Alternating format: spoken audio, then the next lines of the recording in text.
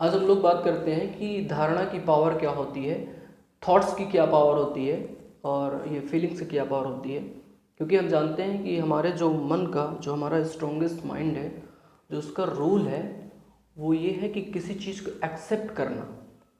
किसी चीज़ को जब वो एक्सेप्ट करने लगता है तो वो एक पावर एक्सेप्ट हो जाती है, उसको पावर अर्जित करने लगता है।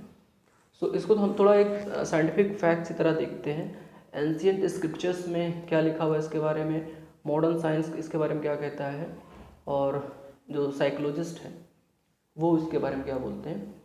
पहले हम समझते हैं धारणा का क्या मतलब है। धारणा का मतलब होता है धारण करना, कुछ चीज़ को एक्सेप्ट करना, वही हो जाना।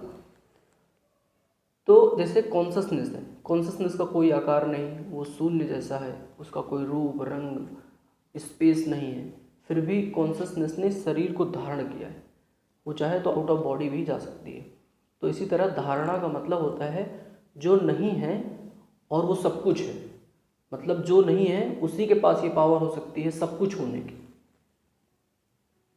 क्योंकि जो कुछ भी है तो थोड़ा बहुत पार्ट तो उसका बच जाएगा। इसलिए जो नहीं है वही पूरी तरीके से किसी चीज़ को धारण कर सकता है।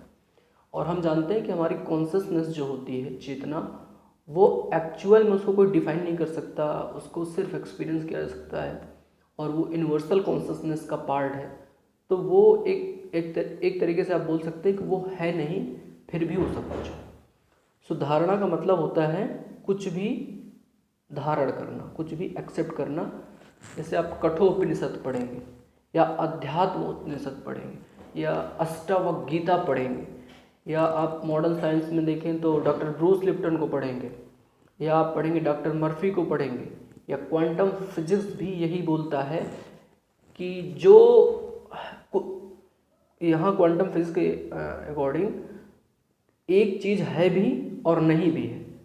मतलब वो है भी और नहीं भी है। एक आदमी एक साथ कई स्टेट में रहता है, वो रहता भी है और नहीं भी रहता है।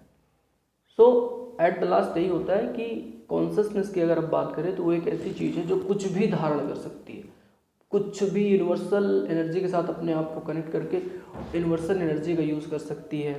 अगर हम बॉडी मानते हैं तो बॉडी के साथ भूख प्यास जितनी इंद्रियां हैं इसी के हिसाब से हमारी कॉन्शसनेस काम करने लगती है। तो धारणा का मतलब होता है कॉन्शसनेस के हिसाब से कि जब हम कुछ भी धारण करने के लिए अपने आप को तैयार कर लें। अब इसमें कुछ चीज़ें हुई हैं, उसको थोड़ा सा देखते हैं। पावर ऑफ थॉट्स या धारणा की शक्ति क्या है।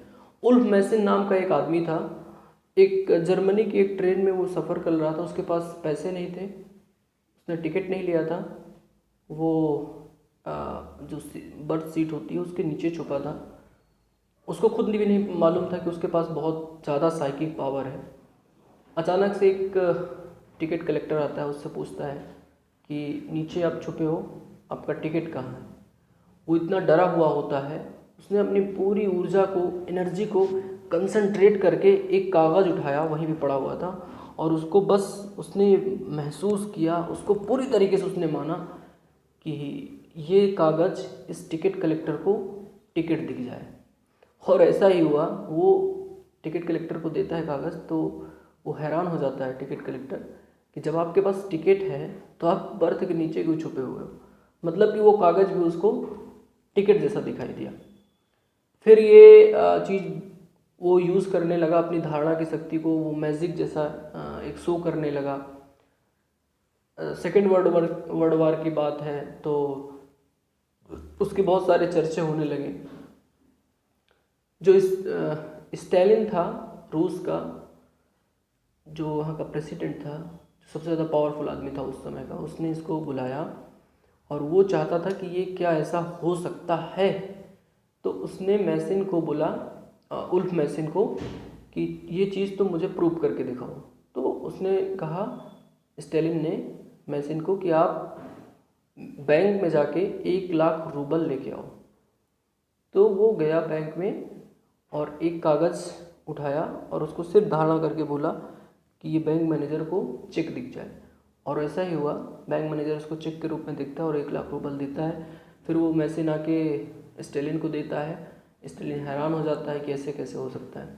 फिर उसने और सारे प्रयोग किए। उसने कहा अच्छा एक काम करो, तुम मेरे कमरे में आओ बिना मेरी आज्ञा के, बिना मेरी परमिशन के मेरे कमरे में अगर आ जाओ अपनी धारणा की शक्ति का यूज़ करके, तो मैं ये मान सकता हूँ कि हाँ तुम्हारे पास बहुत बड़ी पावर है। और वास्तव में अगर तुम्हारे पास है तो किसी भी आदमी के पास हो सकती है, क्योंकि ह्यूमन बीइंग का मतलब होता है कि हम सब कोई एक जैसे हैं। कोई किसी पावर का यूज़ कर पाता है, कोई नहीं कर पाता, इतनी सी बात है। उसके बाद क्या होता है, स्टेलिन उस समय का सबसे ज़्यादा पावरफुल आदमी था। वो बहुत ज़्यादा सिक्योरिटी में रहता था। उल्फ मैसिन रात को उसके टेबल के सामने अचानक से आता है और स्टेलिन हैरान हो जाता है कि ये कैसे हो सकता है, तुम बिना मेरी आज्ञा के यहाँ कैसे आए। तो उसने कहा मैंने कुछ नहीं किया। उल्फ मैसिन बोला मैंने कुछ भी नहीं किया, मैं सिर्फ आया और आपके सैनिकों से मैंने कहा कि आई एम बैरिया। बैरिया का मतलब होता है कि जो स्टेलिन के बाद सबसे ज़्यादा पावरफुल आदमी है, जो सेना का सबसे बड़ा प्रधान सेना नायक है, वो है, वही केवल स्टेलिन से मिल सकता था और कोई नहीं मिल सकता था। और उसने सिर्फ इतना कहा एम बैरिया, पूरे सैनिकों को वो बैरिया दिखाई पड़ा, यानी कि सबसे जो उसका सेनापति था वो दिखाई देने लगा सारे सैनिकों को। आप इसको इंटरनेट में सर्च करेंगे या यूट्यूब में इसके बारे में देखेंगे। यहाँ से रूस जैसा देश जो सोशलिस्ट कंट्री है, जो मार्क्सिस्ट फिलोसफी में बिलीव करता है, जो साइकिक पावर को नहीं मानता, जो मानता है कि अगर आदमी के अंदर शांति लाना है या जो इक्वलिटी को ख़त्म करना है, उसके लिए जो वेल्थ का डिस्ट्रीब्यूशन है वो सब में बराबर होना चाहिए, वो साइकिक पावर को नहीं मानता। उल्फ मैसिन के बाद से रूस में भी इस पर बहुत ज़्यादा सोच विचार या चिंतन चलने लगा। उसने अपने मनोवैज्ञानिकों को बोला स्टेलिन ने कि इस पर रिसर्च करो, क्योंकि अगर इसके पास ये ताकत हो सकती है तो इसको कोई भी एक्सेप्ट, मतलब उसका विज्ञान जान के वो यूज़ कर सकता है। और अगर ये पावर इतनी ज़्यादा है तो इसका सेकेंड वर्ल्ड वॉर में भी यूज़ किया जा सकता है। तो ऐसे मैसिन के साथ हुआ था, उल्फ मैसिन के साथ। फिर सेकेंड एक जो और ज़्यादा प्रचलित नाम है, जो फेमस नेम है, वो है मानिन नाम का आदमी था।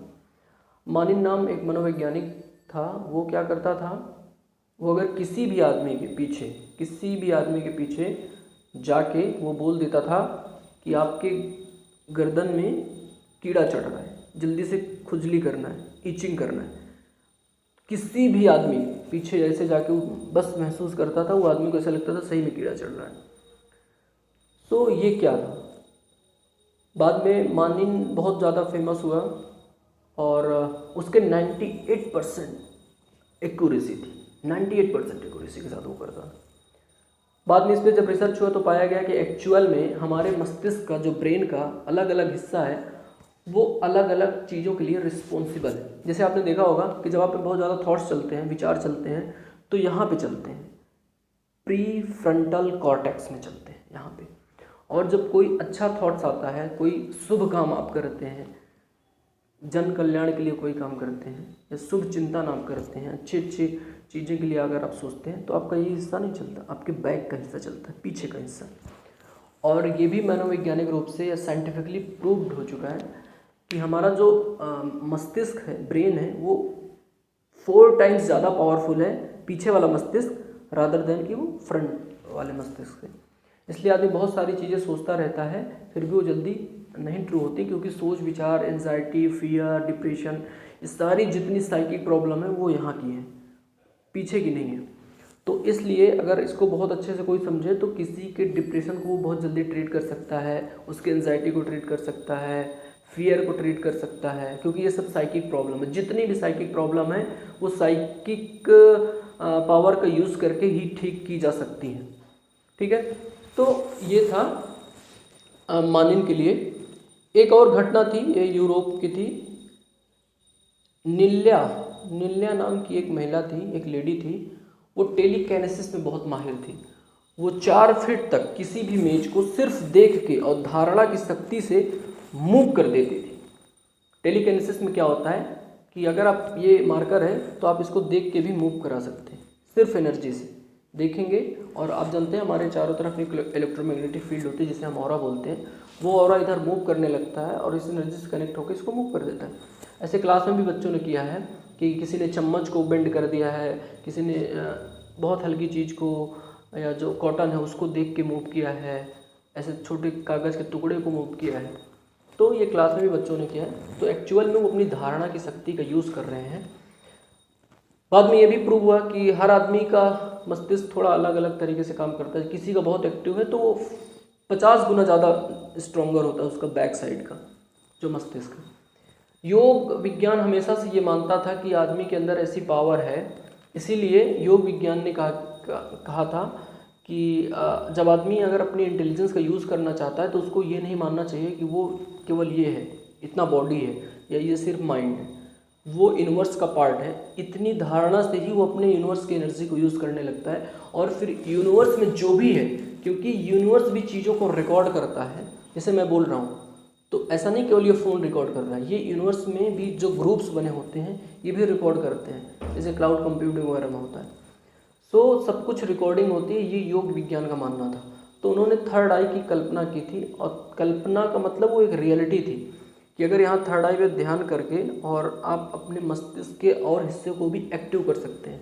रिसेंटली एक मूवी आई थी लूसी नाम की, उसमें आपने देखा, अगर आपने नहीं देखा होगा तो उसको देखिए। उसमें कैसे साइंटिस्ट बताता है कि किस किस लेवल में जितना इसका दिमाग एक्टिव होता है किस किस चीज़ों को कंट्रोल करने लगती है। ठीक है, तो वो मूवी आपको देखनी चाहिए, वो साइंटिफिक है। सो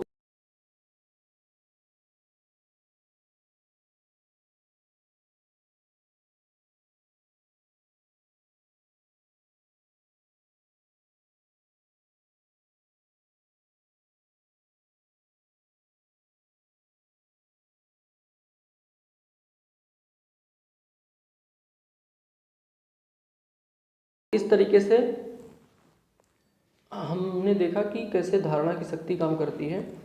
अब हम लोग थोड़ा सा और देखते हैं कि इंडिया में इसमें क्या हुआ था। स्वामी राम तीर्थ और ब्रह्म योगी, ये दो ऐसे व्यक्ति थे जिनको के बारे में थोड़ा जानना ज़रूरी है।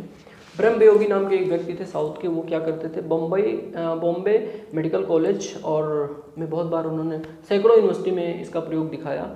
बॉम्बे यूनिवर्सिटी और ऑक्सफोर्ड यूनिवर्सिटी, फॉरेन में भी गए, वहाँ पे अपना प्रयोग दिखाते थे। उनकी खास बात ये थी कि वो अपनी प्राण ऊर्जा को, जो प्राण ऊर्जा हमारे बॉडी में फैली हुई होती है, जो हम ब्रीदिंग के थ्रू लेते हैं, उस प्राण ऊर्जा को एकाग्र करके, इकट्ठा करके एक पॉइंट के रूप में अपनी बॉडी से उसको बाहर निकाल देते थे और उनका बॉडी एज ए डेड हो जाता था। मतलब कि अगर मेडिकली कोई इसको प्रूव करना चाहे, बहुत सारे डॉक्टरों ने ये प्रूव किया था जब उन्होंने एक्सपेरिमेंट किया डॉक्टरों के सामने कि ये बॉडी अब डेड हो चुका है medically, according to medical science. लेकिन ऐसा नहीं होता था, वो जब तक चाहते थे बॉडी के बाहर रहते थे और जब चाहते थे अपनी प्राण ऊर्जा फिर बॉडी में एंटर करा लेते थे, तो फिर वो जीवित हो जाते थे और सर्टिफिकेट उनको दिया गया था डॉक्टरों द्वारा कि ही इज़ डेड जब उनकी प्राण ऊर्जा बाहर निकल जाती थी। तो डॉक्टर के समझ के बाहर था कि ये कैसे हो जाता था। एक काम वो ये करते थे ब्रह्म योगी जो थे, दूसरा काम वो ये करते थे अपनी नाड़ी को रोक लेते थे। जो खून की गति है, ब्लड की जो ब्लड का फ्लो है, उसको वो रोक लेते थे। यानी कि अगर उनके हाथ में आप ब्लेड से काट दो, उनकी धारणा इतनी मजबूत थी, उन्होंने इतनी प्रैक्टिस की थी कि अगर वो बोल देते थे कि ब्लड नहीं निकलेगा तो ब्लड नहीं निकलता था। ये उनकी पावर थी। मतलब कि वो, और तीसरा काम वो क्या करते थे, वो जहर ले लेते थे। ठीक है, वो जहर ले लेते थे और जहर को जब तक वो आज्ञा ना दे कि ब्लड में नहीं मिलोगे तो नहीं मिलेगा, इतनी पावर थी उनका, पूरे बॉडी पे कंट्रोल था। सो मतलब उसके बाद जब वो जहर लेते थे तो बहुत सारे एक्सरेज वगैरह लिए जाते थे और वो इतनी ज़्यादा डेंस धारणा रहती थी कि उस समय बिना उनकी आज्ञा के उनके बॉडी का एक अंग भी अपनी इच्छा से नहीं काम करता। तो ये ब्रह्म योगी की बात थी। लास्ट में उन्होंने रंगून में एक प्रयोग किया था, एट द लास्ट उनकी डेथ हुई थी, वो एक अलग रीज़न है, लेकिन उन्होंने बहुत सारे ऐसे प्रयोग किए थे जो हैरान कर देने वाले। इसी तरह स्वामी राम तीर्थ एक मैथमेटिक्स के छात्र थे, एमए कर रहे थे। उनको एक क्वेश्चन नहीं आ रहा था। स्वामी राम तीर्थ के बारे में कहा जाता है कि वो एग्ज़ाम में जब भी क्वेश्चन आए थे मैथमेटिक्स से, उन्होंने, जैसे मान लीजिए एग्ज़ाम में आते हैं कि आपको 10 में से 5 क्वेश्चन करने हैं, ओके, तो वो क्या करते थे, 10 के 10 क्वेश्चन सॉल्व करते थे और बोलते थे 10 में से किसी 5 को आप चेक कर लीजिए। ऐसा एग्जामिनर को लिख देते थे ऊपर ही, और हमेशा उनके क्वेश्चन सही होते थे। एमए की परीक्षा थी, मैथमेटिक्स में वो कर रहे थे, उनको एक क्वेश्चन नहीं आया किसी रीज़न से, मतलब अगले दिन एग्ज़ाम था, रात में वो क्वेश्चन सॉल्व करने बैठे, आ ही नहीं रहा था, सॉल्व भी नहीं हुआ। तो उन्होंने क्या किया, 4-5 घंटे 6 घंटे हो गए, सॉल्व नहीं हो रहा था क्वेश्चन, परेशान हो गए। उन्होंने निकाला और उन्होंने क्या सोचा कि पहली बार शायद ऐसा होगा क्या कि मैं 10 में से, मान लीजिए कल ये क्वेश्चन आ ही जाए तो मैं नहीं सॉल्व कर पाऊँगा। तो उन्होंने एक संकल्प का प्रयोग किया, उन्होंने अपने बैग से एक चाकू निकाला और उसको बगल में रखा और अपने फ्रेंड को बोला कि ये क्वेश्चन अगले 15 मिनट में सॉल्व होने वाला है, और अगर नहीं हुआ तो ये चाकू जो ये रखा है नाइफ, इसको मैं अपनी छाती में अंदर छाती में लगा लूँगा, मतलब उसमें छाती से को खुद को मार लूँगा चाकू। और ऐसा उन्होंने कहा, इसका मतलब वो करते भी, उनकी पूरी बॉडी से पसीना निकलना शुरू हुआ जब उन्होंने फिर क्वेश्चन सॉल्व करना शुरू किया। और अकॉर्डिंग टू मनोविज्ञान में क्या होता है, जब हम किसी चीज़ की धारणा करते हैं तो पूरी शक्ति उधर लग जाती है, और पूरी पावर्स जब उधर लगना शुरू हो गई तो क्या हुआ कि 6 या 7 मिनट में उन्होंने क्वेश्चन को सॉल्व कर लिया। तो ऐसे ऐसे बहुत सारे लोग हैं जिन्होंने इसका धारणा का प्रयोग किया था।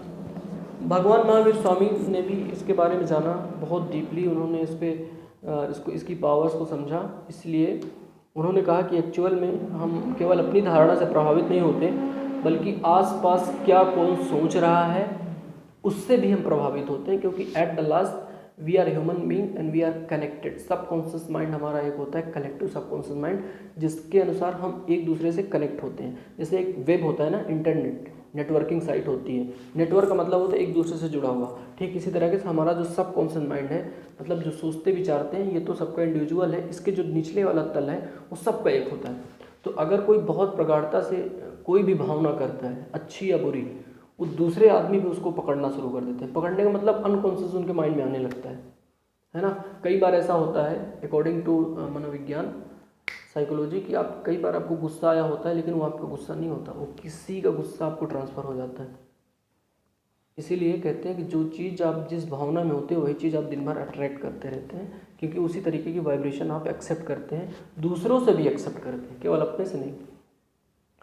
तो महावीर स्वामी ने इसको इतना, इसीलिए उन्होंने अपने साधकों को बोला कि हमेशा आप अच्छी भावना में डूबे रहो, हमेशा अच्छी भावना करो, कभी बुरी भावना मत करो, क्योंकि आप जो भी अगर बुरा भी सोचेंगे तो केवल ऐसा नहीं आपके साथ बुरा होगा, बल्कि इसको दूसरे भी पकड़ना शुरू करेंगे। एक एंटीना होता है जो सेम फ्रिक्वेंसी पे जाके पकड़ने लगता है।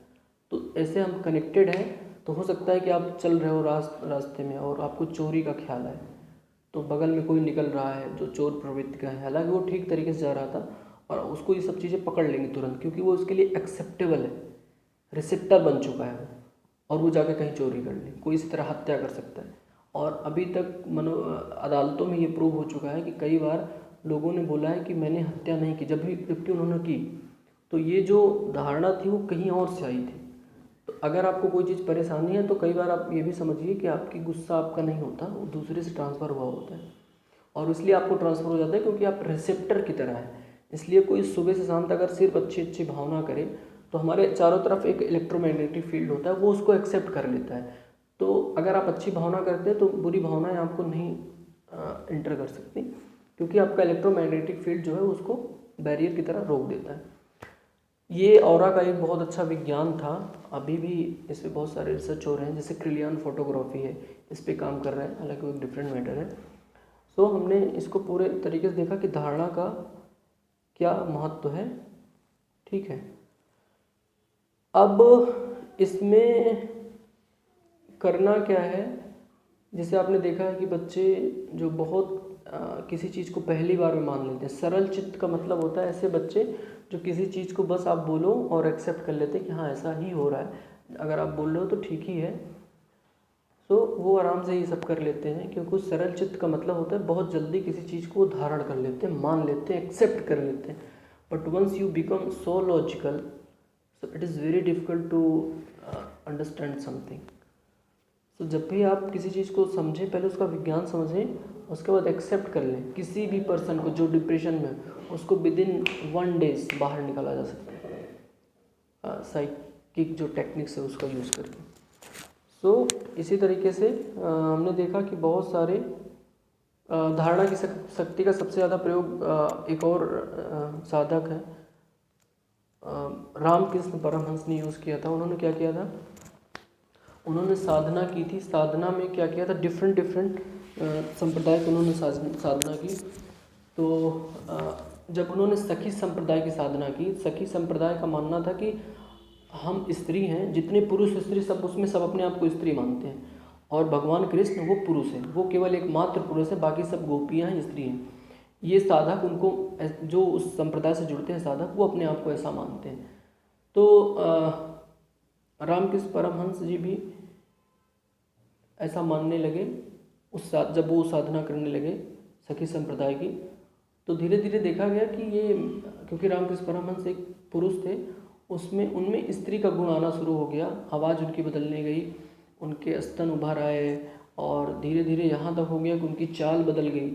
जबकि चाल बदलने का मतलब होता है कि स्त्रियों की चाल इसलिए अलग होती है क्योंकि उसमें एक गर्भाशय होता है जो बच्चों को जन्म देने के लिए होता है, वो केवल स्त्रियों में होता है, इसलिए उनकी चाल अलग होती है। तो उनका वो भी चेंज होने लगा, पीरियड्स उनको शुरू हो गए, तो यानी पूरा बॉडी का स्ट्रक्चर भी बदल गया। अगर कोई बहुत गहरे मन से साधना करता है तो पूरी बॉडी का स्ट्रक्चर भी आदमी अपने को चेंज कर सकता है, अपने प्रॉब्लम्स को हटा सकता है, अपने किसी भी डिजीज़ को हील कर सकता है। आप यूट्यूब में टेडेक्स टॉक में आप अगर आप टाइप करेंगे हाउ टू हील आवरसेल्फ, तो आपको उसमें बहुत सारे लोगों ने एक्सप्लेन किया होगा कि मैंने अपनी कैंसर 4 स्टेज की बीमारी को ठीक किया, मैंने अपने स्किन प्रॉब्लम को ठीक किया सिर्फ सजेशन से, सिर्फ एक्सेप्टेंस से। सो एक्चुअल में ये सब चीज़ें बहुत अच्छे से काम करती हैं। और आप भी क्लास में अगर जैसे देखे होंगे, क्लास में जो बच्चे आते हैं, जो भी लोग हों, बच्चे हों या बड़े, अगर वो बहुत किसी चीज़ को एक्सेप्ट करने लगते हैं तो किसी भी बुक को, उनके लिए चुटकी का काम होता है किसी भी बुक को सिर्फ फ्लिप करके पढ़ लेना। सिर्फ फ्लिप करके वो धारणा की शक्ति से वो पढ़ना शुरू कर देते हैं, क्योंकि अब उनकी कॉन्शसनेस इसको पूरी तरीके से एक्सेप्ट करने के लिए रेडी है। तो बहुत सारे इसमें प्रयोग हुए हैं। आउट ऑफ बॉडी एक्सपीरियंस जो होता है वो भी धारणा की शक्ति से होता है। बहुत सारी चीज़ें आप अपने लॉजिकल माइंड को कैसे स्टॉप कर सकते हैं, वो भी धारणा की शक्ति से होगा। तो इसका जो नेक्स्ट पार्ट होगा, हम लोग उसमें टेक्निक्स यूज़ करेंगे कि कैसे कैसे टेक्निक्स यूज़ करके हम धारणा की शक्ति को बढ़ा सकते हैं। ठीक है, थैंक यू।